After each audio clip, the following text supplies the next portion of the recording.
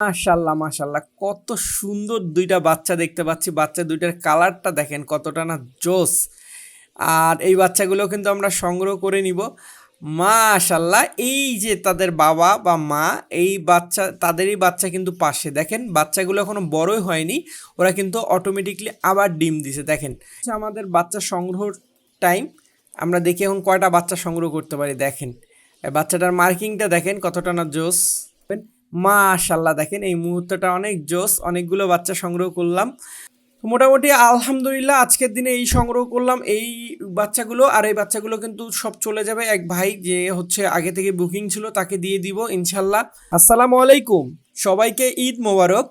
আর আপনারা অলরেডি বুঝতে পারছেন যে আমরা আসলে কি করতে যাচ্ছি। ঈদ মোবারক বললাম, আজকে ঈদের তৃতীয় দিন, বলা চলে যে শেষ দিন। কারণ আমাদের ছোটোবেলায় ঈদ কিন্তু 3 দিনেই ছিল, 3 দিনের শেষের পরে ঈদ শেষ হয়ে যায়। তো কারণ 3 দিন টোটালি পড়াশোনা বন্ধ থাকতো, এই 3 দিন আমরা শুধু ঈদের এই ইমেজ করতাম। ওই জন্য এখন বড় হয়েছি, কিন্তু এখনও ওই 3 দিনই মনে করি ঈদ। সো আজকে হচ্ছে ঈদের তৃতীয় দিন। আর আজকে আর একটা খুশির মুহূর্ত আমার আসতে যাচ্ছে, সেটা হচ্ছে আমরা জানেনই যে আমরাই যখন বাচ্চা সংগ্রহ করি, এটা আমার খুব খুশির মুহূর্ত। আর আমরা আজকে হচ্ছে অনেকগুলো বাচ্চা সংগ্রহ করবো আমার বিশ্বাস। কারণ হচ্ছে এখন এমন একটা সিজন, নতুন ধানের সিজন। অলরেডি দেখবেন যে ধান কাটতে শুরু করছে। যারা আসলে খোলা অবস্থায় কবুতর পালন করেন, তারা এই মুহূর্তগুলো বুঝবেন যে গ্রামগঞ্জে খোলা অবস্থায় কবুতর পালন করেন, আশেপাশে জমির ক্ষেত আছে। তো তারা জানেন আসলে এই সময় সবচেয়ে বেশি বাচ্চা পাওয়া যায়, এবং বাচ্চার কোয়ালিটি কিন্তু হাই কোয়ালিটির থাকে। আর এগুলো কিন্তু দেখেন আমরা বাচ্চা সংগ্রহ করতে না করতে এরা কিন্তু আবারও ডিম দিতে শুরু করছে। এই যে দেখেন মাশাল্লাহ, বাচ্চার কোয়ালিটি যে কতটা সুন্দর এটা আপনি দেখলেই বুঝতে পারবেন, শুধুমাত্র এই সময়। আর এই সময় দেখেন কোনো রকমের মশার কামড় নাই, কোনো রকমের কোনো কিচ্ছু নাই। কারণ এই সময়টা পুরাপুরি হচ্ছে ব্রিডিংয়ের একটা বেস্ট টাইম। শুধু কবুতরের ক্ষেত্রে না, যত পশু পাখি আছে আসলে এই টাইমটা হচ্ছে বেস্ট টাইম। আর এই মাসটা যাওয়ার পরে প্রচুর পরিমাণে গরম পড়তে শুরু করবে। অলরেডি গরম পড়তে শুরু করে দিছে, তখন আসলে রেজাল্ট খারাপ হতে শুরু করে সব পশু পাখির ক্ষেত্রে। কারণ স্বাভাবিকভাবে দেখেন আমরাই কিন্তু একটা জায়গায় বেশিক্ষণ বসে থাকতে পারি না গরমে, আর তখন এরা এই গরমের মধ্যে এরকম ডিম নিয়ে বসে থাকা, বাচ্চা নিয়ে বসে থাকা, সো অনেক পেনফুল একটা কাজ। তো ওই জন্য আমি মনে করি এই যে আর একটা মাস আছে, এই একটা মাসের পরে কিন্তু অলরেডি কিন্তু শেষের পথে, মে মাস শেষের পথে হচ্ছে জুন পড়তে শুরু করতেছে। তো তখনই আস্তে আস্তে জুন জুলাই আগস্ট, এই 3টা মাসটা কিন্তু আমাদের পশু পাখি মানুষ সবার জন্য ভয়ঙ্কর। মাশাল্লাহ, কত সুন্দর একটা বাচ্চা দেখেন, বাচ্চা দুইটার কালার কতটা না জোস। তো এই 3টা মাস খুব ভয়ানক যাবে। আর আমার মনে হচ্ছে এবারের গরমের পরিমাণটা অনেক বেশি থাকবে, কারণ হচ্ছে এবার ঠান্ডাও অনেক কম হয়েছে। আর বৃষ্টি বাদল গরম সব কিন্তু এবার অনেক পরিমাণে হবে। এই যে দেখেন কতটা এগ্রি মুডে থাকে, মনে হচ্ছে আমাকে একদম খেয়ে ফেলবে এমন একটা অবস্থায়। মাশাল্লাহ, এখানে 3টা ডিম দেখতে পাচ্ছি। আসলে 3টা ডিম কি ডিম থেকে বাচ্চা ফুটবে কি না আমি জানি না, কিন্তু ডিম পারছে দেখলাম। মাশাল্লাহ, এখানেও একটি বাচ্চা দেখতে পাচ্ছি। আর আমরা এখন চেক করার পরে আমরা কিন্তু বাচ্চাগুলোকে একটা একটা করে সংগ্রহ করে নিব। দেখেন কত সুন্দর করে ডিম নিয়ে বসে আছে, বাচ্চা নিয়ে বসে আছে। মাশাল্লাহ, এখানেও দেখেন কত সুন্দর করে একটা ডিম নিয়ে বসে আছে। আর আমাদের অনেকগুলো কবুতরের দেখলাম চোখের মধ্যে এক ধরনের ভাইরাস অ্যাটাক করছে কি না জানি না, এটা গরম থেকে হয় এই জিনিসটা। তো এগুলোকে আবার চোখে ড্রপ দিতে হবে ধরে ধরে রাতের দিকে। মাশাল্লাহ, এখানেও আমরা 2টা ডিম দেখতে পাচ্ছি। এটা ফাঁকা, এটাতে একটা বাচ্চা দেখতে পাচ্ছি। মাশাল্লাহ মাশাল্লাহ, কত সুন্দর 2টা বাচ্চা দেখতে পাচ্ছি। বাচ্চা দুইটার কালারটা দেখেন কতটা না জোস। আর এই বাচ্চাগুলো কিন্তু আমরা সংগ্রহ করে নিব। মাশাল্লাহ, এই যে তাদের বাবা বা মা, এই বাচ্চা তাদেরই বাচ্চা কিন্তু পাশে দেখেন, বাচ্চাগুলো এখনো বড়ই হয়নি, ওরা কিন্তু অটোমেটিকলি আবার ডিম দিছে দেখেন। এটা কিন্তু ওরই বাচ্চা। মাশাল্লাহ, এই যেখানে একজোড়া সাদা এবং কালো, মানে একদম মিক্সচার যে কালারটা থাকে। মাশাল্লাহ, একদম কালো কুচকুচে বাচ্চাটা দেখতে, এটা কিন্তু অনেক জোস, কারণ হেলথের দিক থেকে অনেক বেটার হয়েছে।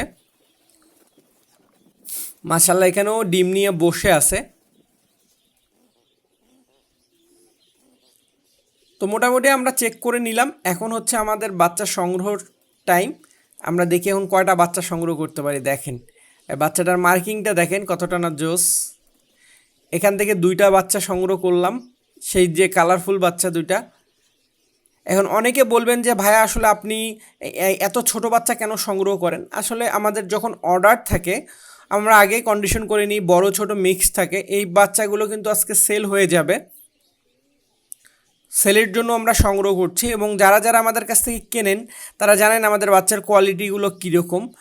জানি না তারা আসলে এরা বিক্রির জন্য রেস্টুরেন্টে বা নিজের খাওয়ার জন্য নিয়ে থাকে বাচ্চাগুলো। আপনারা জানেন দেশি কবুতরের মাংসর কিন্তু অনেকে আছেন আবার পশু পাখি লাভার, তারা আমাকে শুনে এই কথাটা শুনে অবাক হবেন। মাশাআল্লাহ দেখেন এই মুহূর্তটা অনেক জোস, অনেকগুলো বাচ্চা সংগ্রহ করলাম। এই যে এখান থেকেও বাচ্চা কিছু সংগ্রহ করে নিলাম। তো মোটামুটি এইভাবে বাচ্চাগুলো সংগ্রহ। অনেকে বলবেন যে ভাই আপনার কাছে খারাপ লাগে না, মায়া লাগে না? একটা সময় আমারও অনেক মায়া লাগতো, আমি আমার নিজের বাসায়ও কখনো ধরে খেতে দিতাম না, আমি নিজেও খেতাম না এখনও। এই জন্য আর কিন্তু ওইটা হয় কি ওই টাইম আর এই টাইমের মধ্যে অনেক তফাৎ। ওই টাইমে কিন্তু প্রচুর পরিমাণে খাবার ছিল, আমার বাসার সামনে হচ্ছে চালের মিল, চাতালের প্রচুর ধান পড়ে থাকতো, আনলিমিটেড খাবার থাকতো। তখন এসে খেয়ে বড় করতো। আর দেশি কবুতরকে আপনি যতই চেষ্টা করেন না কেন হাতে করে খাওয়ায়, অর্থাৎ খাবার কিনে নিয়ে এসে খাবার দিয়ে বড় করতে পারবেন না, কখনোই পারবেন না। কারণ এই জন্যই পারবেন না, কারণ এদেরকে আনলিমিটেড খাবার লাগে। চাতালের মধ্যে মন কামন ধান পড়ে আছে, গম পড়ে আছে, ওখান থেকে কালেক্ট করে নিয়ে এসে খাওয়ালে তখন এরকম। যেমন এই যে এখন কোয়ালিটি এত কেমন হচ্ছে, ধানের ক্ষেতগুলো কেটে কেটে রাখছে বা ধানের কাটা মানে অলরেডি কিন্তু কৃষকরা কাটতে শুরু করছে। তো ওই হিসাবে আমার বাসার আশেপাশে কিন্তু অনেক ধান ক্ষেত আছে যেগুলো খেয়ে এসে কিন্তু এরকম থাকে। হ্যাঁ, অনেকে আবার বলবেন তাহলে কি আমি এগুলো খেতে দিই না? হ্যাঁ, আমি এদেরকে খেতে দিই। দেখা যাচ্ছে আমার যে মিক্সচার খাবার সেগুলো ভুট্টা ভাঙ্গা থাকে, গমের ভাঙ্গা থাকে, আরও এক্সট্রা অনেক খাবার দেওয়া থাকে, ধান থাকে। কিন্তু ওই খাবারটা একটা লিমিটেডের মধ্যে থাকে। সারাদিনে এদের জন্য বরাদ্দ থাকে 2 কেজি, 1 কেজি, 3 কেজি, যখন যেরকম পাই। আর তার পাশাপাশি কিন্তু আমাদের হচ্ছে পাখির যত খাবার অবশিষ্ট থাকে, যেমন ট্রের খাবার, এমনি ময়লা খাবার, এইগুলোও কিন্তু এরা খেয়ে থাকে। তো দেশি কবুতরের জন্য আসলে এত আহামরি কিছু লাগে না, কিন্তু আশেপাশের খাবারগুলো যদি থাকে তখন বাচ্চার কোয়ালিটি অনেক ভালো হয়। এই জন্যই এত কথা বললাম আর কি। তো মোটামুটি আমরা এই যে দেখেন এখান থেকেও কিছু ডিম, দেখেন ডিম নিয়ে বসে আছে। তো আমরা আসলে আজকে যে কটাই বাচ্চা সংগ্রহ করি না কেন, মাশাল্লাহ এই যে দেখেন এই বাচ্চাগুলো আমরা আজকে সংগ্রহ করে নিলাম।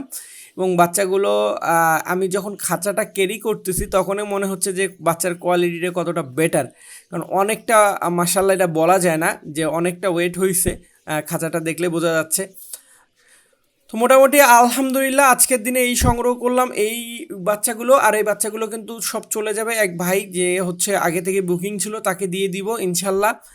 আর এরপরে আপনারা যদি কেউ নিতে চান এরকম কোয়ালিটি সম্মত বাচ্চা তাহলে অবশ্যই যোগাযোগ করলে দেওয়া যাবে। আজকের মতন আল্লাহ হাফেজ, আসসালামু আলাইকুম।